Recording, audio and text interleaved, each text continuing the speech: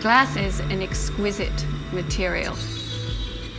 It's highly malleable, extremely fragile, and its possibilities are limitless within the minds of a creative artist. It does present some technical challenges to work with, particularly if you're combining it with other medium, and you really have to know your craftsmanship. There really is no difference between glass and other materials. That artists today are working with glass just like they're also working with oil on canvas or any other type of sculptural form.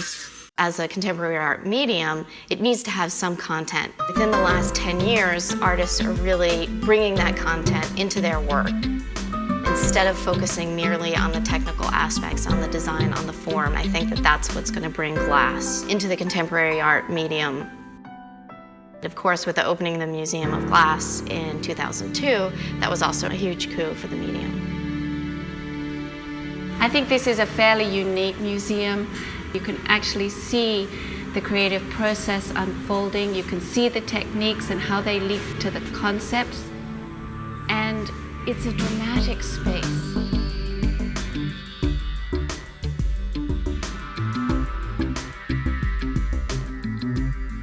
Stacey Neff is the visiting artist in the Hot Shop this week. Her work is in the gallery as part of the Moving Through Nature exhibition. And as often as possible, the museum invites the artist whose work is on display in the gallery to be here in the Hot Shop working with our resident glassblowing team. It's a great opportunity for our audience to see the artist at work. As Stacey pulls out and shapes the glass. Air on my side. Blow.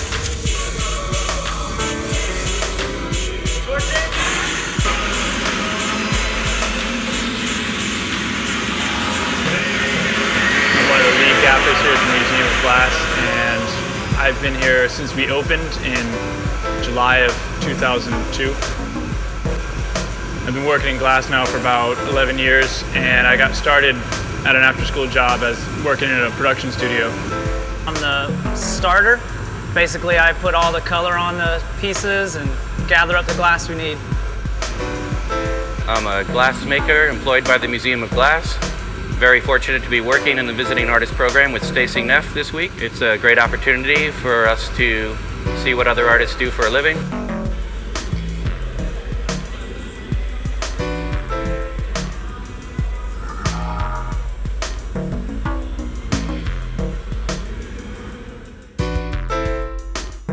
Glassblowing is a team sport. It requires sensitivity and cooperation, and a healthy respect for the heat.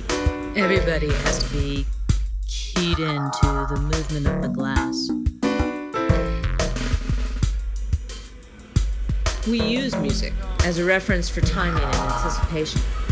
In a way, I express the rhythm with my hands. If you're blowing glass without music, you know you're going to have to start whistling or singing to yourself.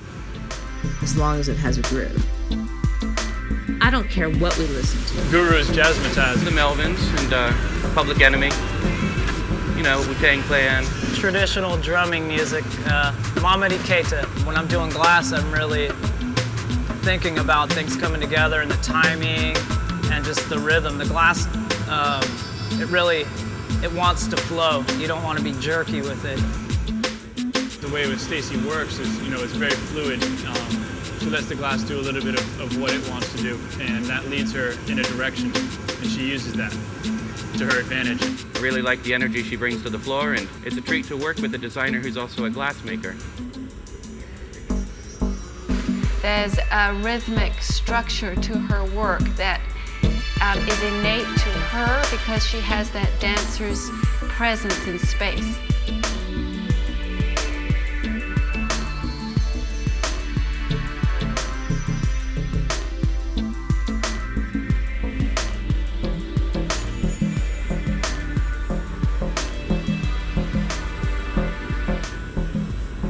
Stacey brings an energy here, and I think that's what engages people as they come and watch somebody working so focused and so passionate. She's full energy when she's there and incredibly focused. I think she's setting a precedent for a young, strong female presence in the glass world. Kids ask all the time, do any girls blow glass?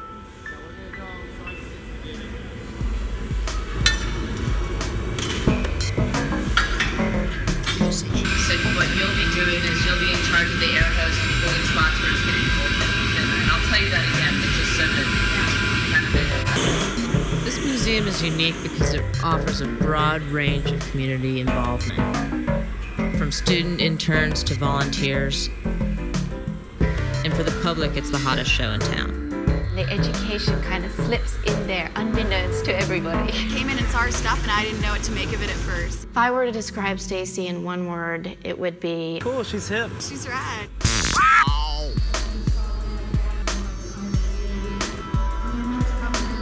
I think what Stacey does with the Museum of Glass is put the material within the confines of the fine arts.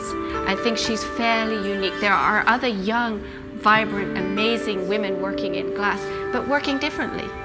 for so long, glass has not been able to be combined with any other materials, and that's one of the really exciting things that artists are doing now, is they're combining it with everything from cheap things that they buy at the flea market to fiberglass like Stacey does, and by doing that, they can increase the scale of the work, and that, of course, has a huge influence because working with glass on a larger scale is just more and more difficult. One of the things that fascinated me was how she constantly experiments with how she creates the forms. It's the choreographed glass that Stacey gives us. She's exploring in her material those incredible lines that stretch right across the hot shop floor are extended in her body. And so there's that unique empathy with the material. We can explore dance, music, and the visual arts in one artist. Her work has been placed within the influence of the surrealist and abstract expressionist movements. She explores the subconscious mind and brings it out into the sculpture that she's making.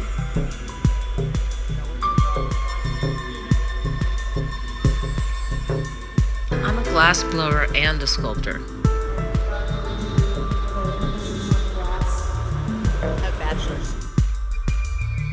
I'm absolutely compelled to make things. I love to make things I can physically interact with. Big things that you can get into, next to, on top of. I like to feel their scale in relation to my scale. Maybe that's why the work's so big.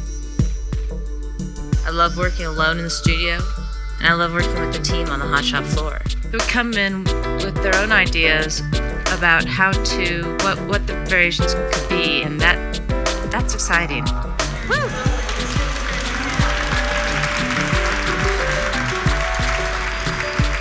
And for me, I'd say, you know, when the artist comes off the floor and says, that was fun, you know, or that was great, that's great for everybody. That's great for the artist, that's great for the museum, that's great for our visitors. When you go into the galleries and look at the current work, they're natural forms, they're organic, but they also hold space in a rhythmic structure. And that, I think, is where she's going. Nature's geometry inspires me. My work draws from this rich patterning using a limited vocabulary of forms made on the end of a blowpipe. It seems made up of endless variations based on primitive forms. From the micro to the macrocosmic world, I perceive these echoes in form.